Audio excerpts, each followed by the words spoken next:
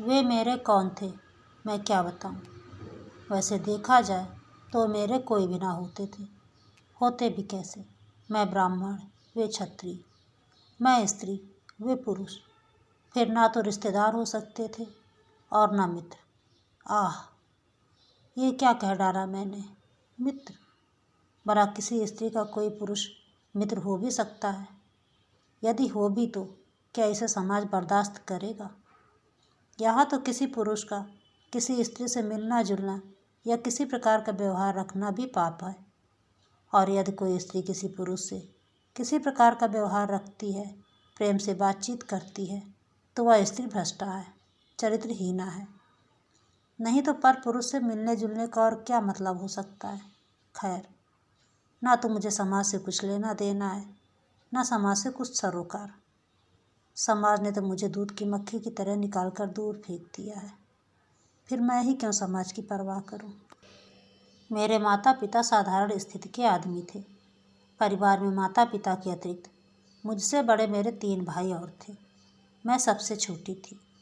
छोटी होने के कारण घर में मेरा लालन पालन बड़े लाड़ प्यार से हुआ था। मेरे 2 भाई बनारस हिंदू यूनिवर्सिटी में पढ़ते थे और दोनों से छोटा राजन मैट्रिक में पढ़ रहा था। मेरे पिताजी संस्कृत के पूरे पंडित थे और पुरानी रूढ़ियों के कट्टर पक्षपाती।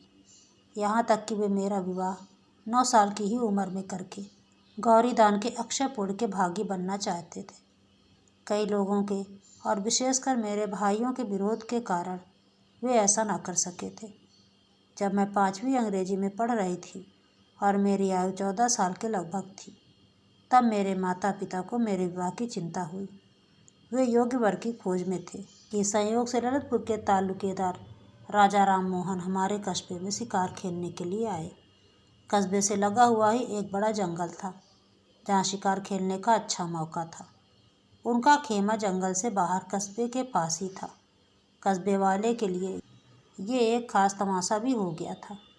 उनके टेंट में कभी ग्रामोफोन बजता, कभी नाच गाना होता। लोग बिना पैसे के तमाशा देखने को झुंड के झुंड जमा हो जाते। एक दिन मैं भी राजन और पिताजी के साथ राजा साहब के डेरे पर गई। मेरे पिताजी की राजा साहब से जान पहचान हो गई थी। हम लोग उन्हीं के पास जाकर कुर्सियों पर बैठ गए। राजा साहब ने हमारा बड़ा सम्मान किया।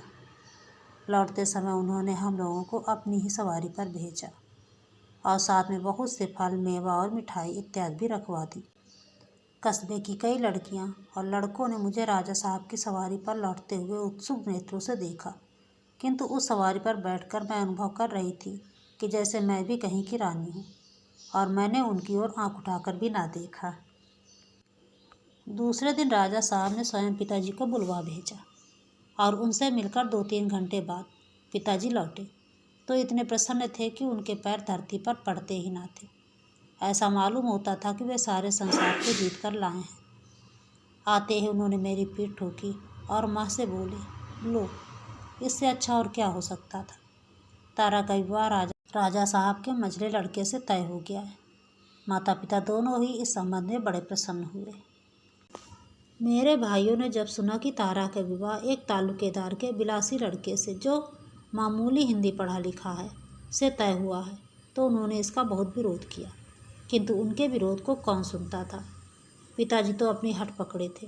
उनकी समझ में इससे अच्छा घर और वर मेरे लिए कहीं मिल ही ना सकता था।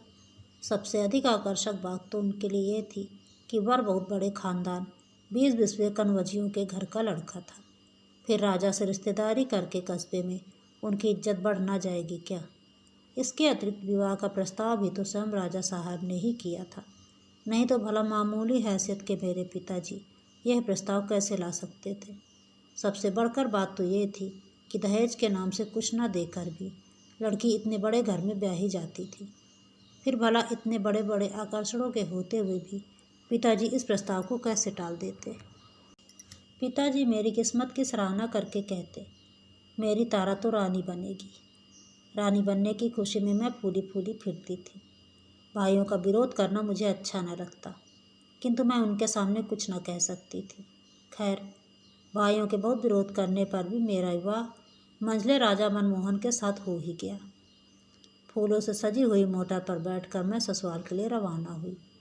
हमारे कस्बे और ललितपुर के बीच में केवल 27 मील का अंतर था, इसलिए बारात मोटरों से ही आई और गई थी। जीवन में पहली बार मोटर पर बैठी थी। मुझे ऐसा मालूम होता था जैसे हवा में उड़ रही हूँ। 27 मील तक मोटर पर बैठने के बाद भी जीना भरा था। यही चाहती थी कि रास्ता लंबा होता जाए और मैं मोटर पर बैठकर घूमा करूं, किंतु यह संभव न था। आखिर को एक बड़े भारी महल के जनाने दरवाजे पर मोटर जाकर खड़ी हो गई। सास तो थी ही नहीं, इसलिए मेरी जेठानी बड़ी रानी जी परछन कर मुझे उतार कर ले गई। मुझे एक बड़े भारी सजे हुए कमरे में बिठा दिया गया, इसलिए बारी बारी से मुंह खोल के देखने लगी। कोई रुपया, कोई छोटे मोटे जेवर या कपड़े मेरे मुंह दिखाई में दे देकर जाने लगी। मेरी जिठानी बड़ी रानी ने भी मेरा मुंह देखा, कुछ बोली नहीं, मुंह करके मेरी उंगली में अंगूठी पहना दी। मैंने सुना कि वे पास के किसी कमरे में किसी से कह रही थी, देखा बहू को, क्या तारीफ के पुल बांध रहे थे। ससुर जी के कहने से तो बस यही मालूम होता था कि इनकी अप्सरा ही होगी, पर ना रूप ना रंग, ना जाने क्यों सुंदर कह कह के कंगले की बेटी ब्याह अपनी इज्जत हल्की की। रोटी बेटी का व्यवहार तो अपनी बराबरी वालों में होता है। बिरजू की माँ, पर ससुर जी तो इसके रूप पर बिल्कुल लट्टू हो गए थे। मैं सुंदर नहीं तो क्या, मुझे सुंदरता की परख भी नहीं है। ना जाने कितनी सुंदरियाँ देखी हैं, ये तो उनके पैरों की धूल के बराबर भी ना होगी। मालूम होता है उम्र के साथ साथ ससुर जी की आंखें भी सटिया गई हैं। मंझले राजा को डुबो दिया। बिरजू की माँ उनकी हाँ में हाँ मिलाती हुई बोली, सुंदर तो है रानी जी, जैसी आप लोग हैं वैसी ही है, पर अभी बच्ची है, जवान होगी तो रूप और निखर आएगा। बड़ी रानी तिलमिला उठी और बोली, रूप निखरेगा, होनहार बिरवान के होत चीकने पात, निखरने वाला रूप सामने ही दिखता है। फिर वे जग विरक्ति के भाव से बोली, जाने भी तो, अच्छा हो या बुरा हमें करना ही क्या है। जब मैं वहाँ अकेली रह गई, सारी औरतें चली गईं, तो मेरी माँ के घर की खवासन ने सूना कमरा देकर मेरा मुंह खोल दिया। शीशा उठाकर मैंने एक बार अपना मुंह ध्यान से देखा, फिर रख दिया। ढूंढने से भी मुझे अपने रंग रूप में कोई भी ऐब ना मिला। पहली बार केवल 5 दिन ससुराल में रहकर मैं अपने पिता के साथ मायके आ गई। ससुराल के 5 दिन मुझे 5 वर्ष की तरह मालूम हुए। मैंने जो रानी पने का सुनहला सपना देखा था वो दूर हो चुका था। ससुराल से लौटकर मैंने कुछ नहीं कहा, किंतु खवासन ने वहाँ के सारे हालचाल बताए। माँ ने कहा, तो क्या रानी केवल कहने के लिए होती हैं? भीतर का हाल हमारे घरों से भी क्या गया बीता है। मैं अपनी माँ के साथ मुश्किल से महीना सवा महीना ही रह पाई थी कि मुझे बुलाने के लिए ससुराल से संदेशा आया। राजाओं की इच्छा के विरुद्ध तिल भर भी मेरे पिताजी कैसे जाते, ना चाहते हुए भी उन्हें मेरी विदाई करनी पड़ी। इतनी जल्दी ससुराल जाना मुझे जरा भी अच्छा ना लगा, परंतु क्या करती, लाचार थी। सावन में जबकि सब लड़कियां ससुराल से मैके आती हैं, मैं ससुराल रूपी कैद खाने में बंद होने चली। देवर के साथ फिर मोटर पर बैठी। इस बार मैंने अपना छोटा सा हारमोनियम भी साथ रख लिया था। फिर ससुराल पहुंची। पहली बार तो मेरे साथ माँ के घर की खवासन थी। इस बार उस हारमोनियम और थोड़ी सी पुस्तकों को छोड़कर कुछ भी ना था। मेरा जी एक कमरे में चुपचाप बैठे बैठे घबराया करता। घर में कोई ऐसा ना था जिससे घंटे 2 घंटे बातचीत करके जी बहलाती। केवल छोटे राजा, मेरे देवर की बातें मुझे अच्छी लगती थी, किंतु वे भी मेरे पास कभी कभी और अधिकतर बड़ी रानी की नज़र बचाकर ही आते थे। मैं सारे दिन पुस्तकें पढ़ा करती, पर पुस्तकें थीं ही कितनी, 8-10 बार पढ़ गई। छोटे राजा कभी कभी मुझे अखबार लाकर दिया करते थे, किंतु सबकी आंख बचाकर। घर में सब काम के लिए नौकर चाकर और दासियाँ थीं। मुझे घर में कोई काम ना करना पड़ता था। मेरी सेवा में भी 2 दासियाँ सदा बनी रहती थीं, पर मुझे तो ऐसा मालूम होता था कि मैं उनके बीच में कैद हूँ, क्योंकि मेरी राय रत्ती भी बड़ी रानी के पास लगा दी जाती थी।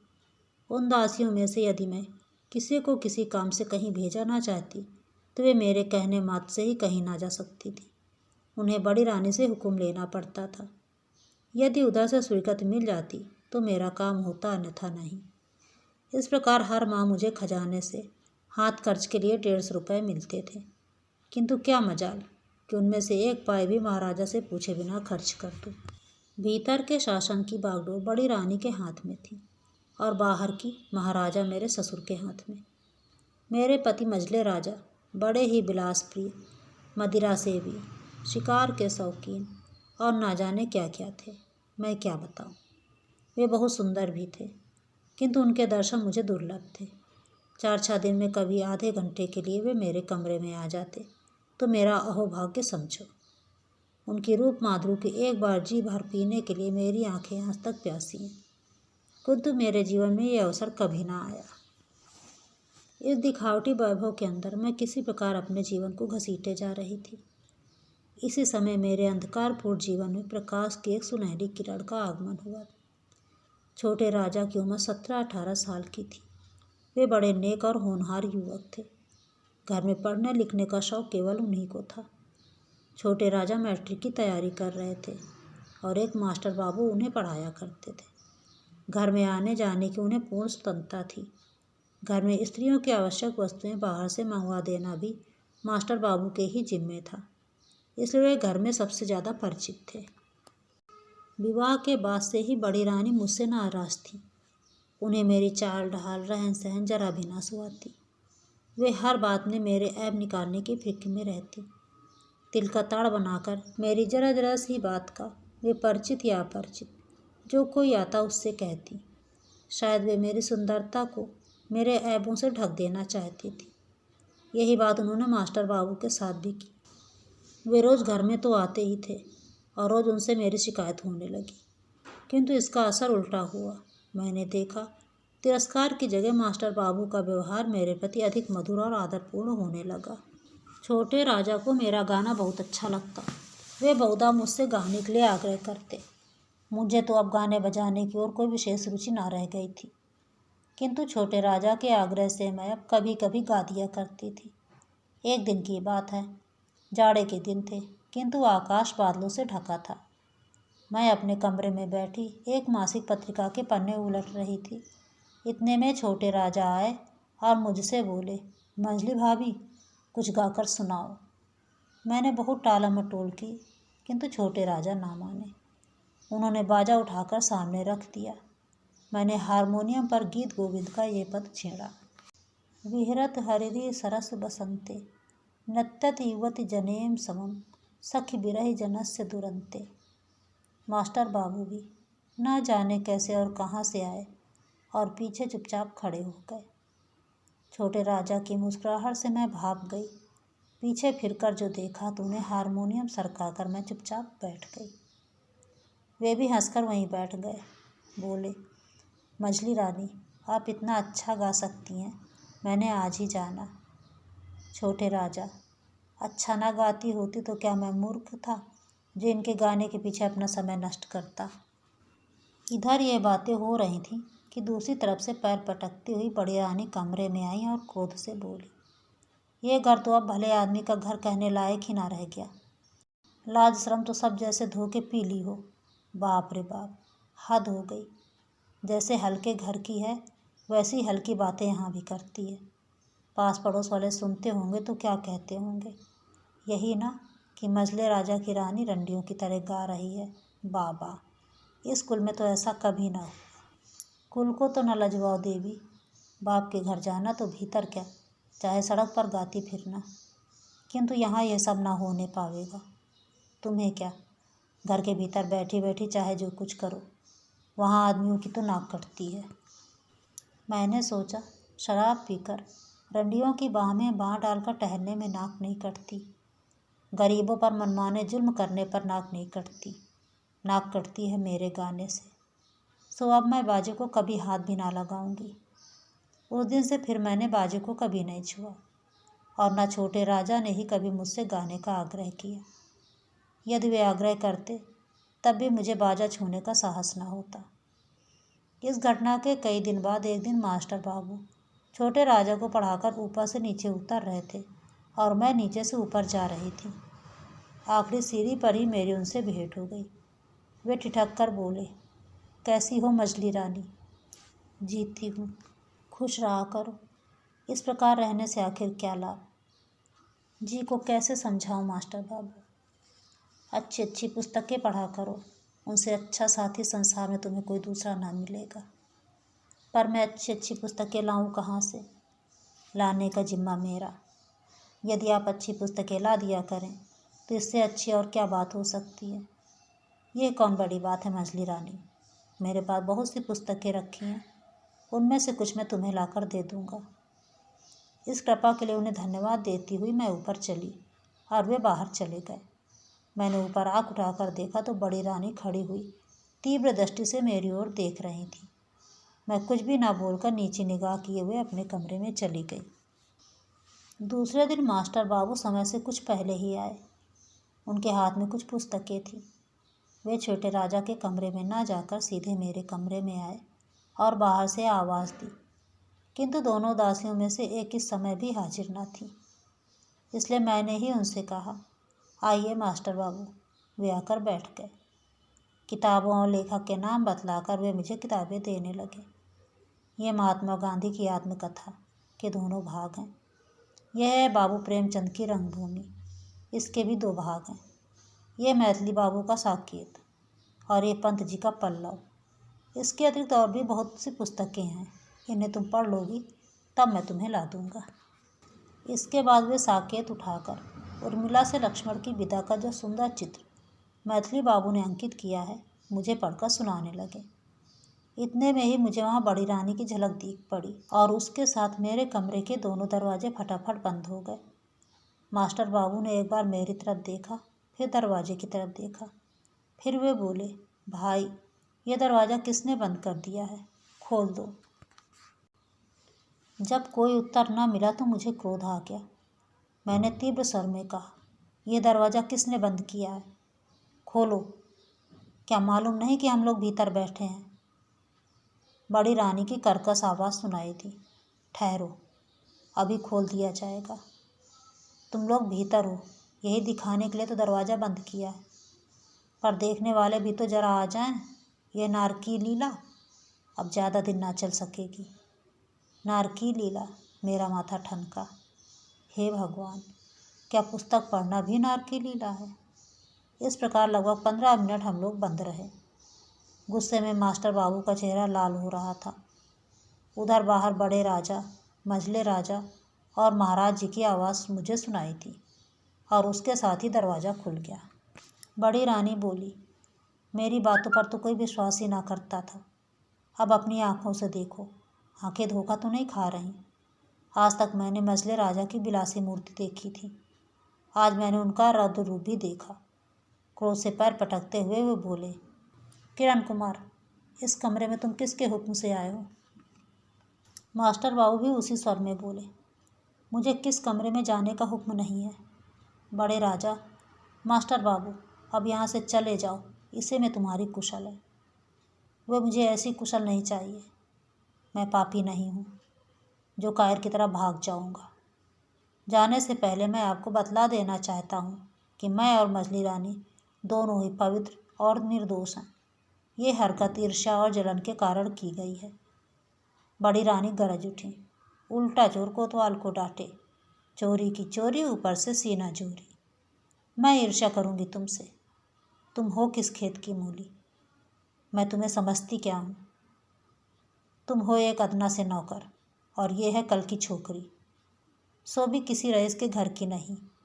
ईर्ष्या तो उससे की जाती है जो अपनी बराबरी का हो। फिर बड़े राजा की तरफ मुड़कर बोली, तुम इसे ठोकर मारकर निकलवा क्यों नहीं देते। तुम्हारे सामने ही खड़ा खड़ा जवान लड़ा रहा है और तुम सुन रहे हो। पहले ही कहा था कि नौकर चाकर को ज़्यादा मुँह ना लगाया करो। महाराज बड़े गुस्से से बोले, किरण कुमार चले जाओ। इसी समय ना जाने कहाँ से छोटे राजा आ पड़े और मास्टर बाबू को ज़बरदस्ती पकड़कर अपने साथ लिवा गए। वे चले गए। मुझ पर क्या बात होगी कहने की आवश्यकता नहीं, समझ लेने की बात है। नतीजा सबका ये हुआ कि उसी दिन एक चिट्ठी के साथ सदा के लिए मैं विदा कर दी गई। एक इक्के पर बैठाकर चपरासी मुझे माँ के घर पहुँचाने गया। चिट्ठी मेरे पिताजी के नाम थी, जिसमें लिखा था कि आपकी पुत्री भ्रष्टा है, इसने हमारे कुल में दाग लगा दिया। अब इसके लिए हमारे घर में जगह नहीं है। बात की बात सारे मोहल्ले भर में मेरे भ्रष्टाचार की बात फैल गई। यहाँ तक कि मेरे पिता के घर पहुँचने से पहले ही ये बात पिताजी के घर भी पहुँच गई थी। जब मैं पिताजी के घर पहुँची शाम हो चुकी थी। इस बीच माताजी का देहांत हो चुका था। भाई भी तीनों कॉलेज में थे। घर पर मुझे केवल पिताजी मिले। उन्होंने मुझे अंदर न जाने दिया, बाहर दालान पर ही बिठाया। चिट्ठी पढ़ने के बाद वे तड़प उठे, बोले, जब यह भ्रष्ट हो चुकी है तो इसे यहाँ क्यों लाए? रास्ते में कोई खाई खंदक ना मिला जहाँ ढकेल देते। इसे मैं अपने घर रखूँगा, जाए कहीं भी मरे, मुझे क्या करना है। मैं पिताजी के पैरों पर लौट गई, रोते रोते बोली, पिताजी मैं निर्दोष हूँ। पिताजी 2 कदम पीछे हट गए और कड़क कर बोले, दूर है चंडालिन, निर्दोष ही तू होती तो इतना बाउंडर ही क्यों उठता? उन्हें क्या पागल कुत्ते ने काटा था जो बैठे बैठाए अपनी बदनामी करवाते? जा, जहाँ जगह मिले समा जा। मेरे घर में तेरे लिए जगह नहीं है। क्या करें, अंग्रेजी राज्य न होता तो बोटी बोटी काट कर फेंक देता। इस होहल्ला में समाज के कई ऊंची नाक वाले, अगुआ और कई पास पड़ोस वाले भी जमा हो गए।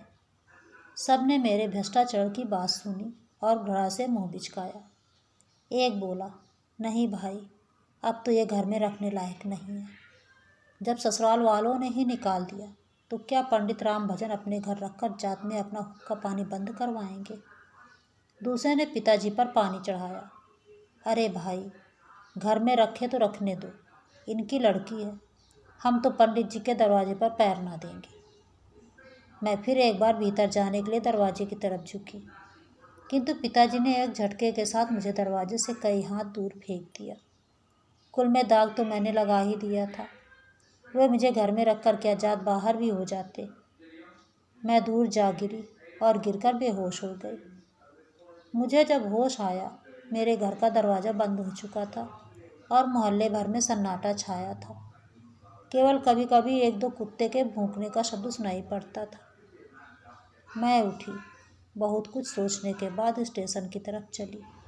एक कुत्ता भौंक उठा, जैसे कह रहा हो कि अब इस मोहल्ले में तुम्हारे लिए जगह नहीं। जब मैं स्टेशन पहुंची, एक गाड़ी तैयार खड़ी थी।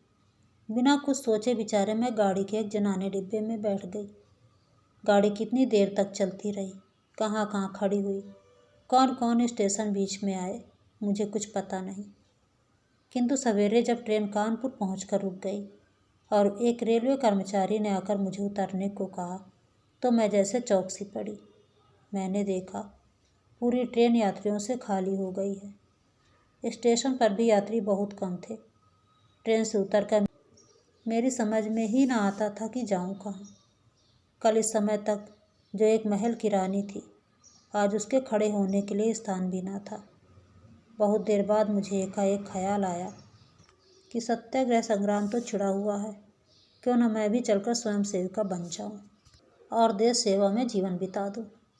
पूछती हुई मैं किसी प्रकार कांग्रेस दफ्तर पहुंची। वहां पर 2-3 व्यक्ति बैठे थे। उन्होंने मुझसे पूछा कि मेरे पास किसी कांग्रेस कमेटी का प्रमाण पत्र है। मैंने कहा नहीं, तो उन्होंने मुझे स्वयं सेविका बनाने से इनकार कर दिया। इसके बाद मैं इसी प्रकार कई संस्थानों और सुधारकों के दरवाजे दरवाजे भटकी, किंतु मुझे कहीं भी आश्रय ना मिला। विवश होकर मैं भूखी प्यासी चल पड़ी, किंतु जाती कहाँ। थक कर एक पेड़ के नीचे बैठ गई। मैंने अपनी अवस्था पर विचार किया। मैं आज रानी से पथ की भिखारिन हो चुकी थी। मेरे सामने अब भिक्षावृत्ति को छोड़कर दूसरा उपाय ही क्या था। इस समय ना जाने कहाँ से एक भिखारिन बुढ़िया भी उसी पेड़ के नीचे कई छोटी छोटी पोटलियाँ लिए हुए आकर बैठ गई। बड़े इत्मीनान के साथ अपने दिन भर के मांगे हुए आटे, दाल चावल को अपने चीथड़ों में अच्छी तरह बांधकर बुढ़िया ने मेरी तरफ देखा। मैंने उसकी ओर देखा। दुख में भी एक प्रकार का आकर्षण होता है, जिसने क्षण भर में ही हम दोनों को एक कर दिया। भिखारिन बहुत बूढ़ी थी, उसे आँख से कम दिख पड़ता था। भिक्षावृत्ति करने के लिए अब उसे किसी साथी या सहारे की जरूरत थी। मैं उसी के साथ रहने लगी। कई बार मैंने आत्महत्या करनी चाहिए, किंतु उस समय ऐसा मालूम होता था कि जैसे कोई हाथ पकड़ लेता हो। मैं आत्मघात भी ना कर सकी। लगातार 1 साल तक भिखारिन के साथ रहकर मुझे भीख मांगना ना आया। आता भी कैसे? मैं बुढ़िया का हाथ पकड़कर उसे सहारा देती हुई चलती, भीख वही मांगा करती। मैं जवान थी, सुंदर थी। फटे चीथड़े और मैले कुचले वेश में भी मैं अपना रूप न छिपा सकती। मेरा रूप ही हर जगह मेरा दुश्मन हो जाता। अपने सतीत्व की रक्षा हेतु मुझे बहुत सचेत रहना पड़ता था और इसलिए मुझे जल्दी जल्दी स्थान बदलना पड़ता था। मेरे बदन की साड़ी फटकर तार तार हो गई थी। बदन ढकने के लिए साबित कपड़ा भी ना था। प्रयाग में माघी अमावस्या के दिन बड़ा भारी मेला लगता है। बुढ़िया ने कहा, वहाँ चलने पर हमें 3-4 महीने भर खाने को मिल जाएगा और कपड़ों के लिए पैसे भी मिल जाएंगे। मैं बूढ़ी के साथ पैदल ही प्रयाग के लिए चल पड़ी। मांगते खाते कई दिनों में हम लोग प्रयाग पहुँचे। यहाँ पूरे महीने भर मेला रहता है। दूर दूर के बहुत से यात्री आते हैं। हम लोग रोज़ सड़क किनारे एक कपड़ा बिछाकर बैठ जाते और दिन भर भिक्षा मांगकर शाम को एक पेड़ के नीचे अलाव जलाकर सो जाते। एक दिन इसी प्रकार शाम को जब हम दिन भर की भिक्षा व्रत के बाद लौट रहे थे, एक बग्घी निकली जिसमें कुछ स्त्रियां थीं। बुढ़िया एक पैसे के लिए हाथ फैलाकर गाड़ी के पीछे पीछे दौड़ी। कुछ देर बाद गाड़ी के अंदर से एक पैसा फेंका गया। शाम को धुंधले प्रकाश में बुढ़िया जल्दी पैसा देख न सकी। वह पैसा देखने के लिए कुछ देर झुकी रही। उसी समय एक मोटर पीछे से और एक सामने से आ गई। बुढ़िया ने बचना चाहा। मोटर वाले ने भी बहुत बचाया, पर बुढ़िया मोटर की चपेट में आ ही गई। उसे गहरी चोट लगी और उसे बचाने की चेष्टा में मुझे भी काफ़ी चोट आई। जिस मोटर की चपेट में हम लोगों को चोट लगी थी, उस मोटर वाले ने पीछे मुड़कर देखा भी नहीं, किंतु दूसरी मोटर वाले रुक गए। उसमें से 2 व्यक्ति उतरे। मेरे मुंह से सहसा चीख निकल गई। कई दिन लगातार बुखार के बाद जिस दिन मुझे होश आया, मैंने अपने आप को एक जनाजे अस्पताल के पर्दा वार्ड के कमरे में पाया। एक खाट पर मैं पड़ी थी। मेरे पास ही दूसरी खाट पर भिखारी मृदा अवस्था में पड़ी थी। मैं खाट से उठकर बैठने लगी तो मास्टर बाबू पास ही कुर्सी पर बैठे कुछ पढ़ रहे थे। मुझे उठते देखकर पास आकर बोले, अभी आप ना उठें। बिना डॉक्टर की अनुमति के आपको खाट से उठना नहीं है। क्यों? मैं पथ की भिखारी, मुझे ये साफ सुथरे कपड़े, नरम नरम बिछौने क्यों चाहिए? कल से तो फिर मुझे वही गली गली की ठोकर खानी पड़ेगी ना। उनकी बड़ी बड़ी आंखें सजल हो गईं। वे बड़े ही करुण स्वर में बोले, मजली रानी, क्या तुम मुझे क्षमा ना करोगी? तुम्हारा अपराधी तो मैं ही हूँ ना। मेरे ही कारण तो आज तुम राजरानी से पथ की भिखारिन बन गई हो। जब उन्होंने मुझे मजली रानी कहकर बुलाया तो मैं चौंक पड़ी। सहसा मेरे मुंह से निकल गया, मास्टर बाबू। 2-3 दिन में मैं पूर्णतः स्वस्थ हो गई, परंतु भिखारिन की हालत न सुधर सकी। एक दिन उसने अपनी जीवन लीला समाप्त कर दी। उसके अंतिम संस्कारों से निवृत्त होकर मैं मास्टर बाबू के साथ उनके बंगले में रहने लगी, किंतु मैं अभी तक ना जान सकी कि वे मेरे कौन हैं। वे मुझ पर माता की तरह ममता और पिता की तरह प्यार करते हैं, भाई की तरह सहायता और मित्र की तरह नेक सलाह देते हैं, पति की तरह रक्षा और पुत्र की तरह आदर करते हैं। कुछ ना होते हुए भी वे मेरे सब कुछ हैं और सब कुछ होते हुए भी वे मेरे कुछ नहीं हैं।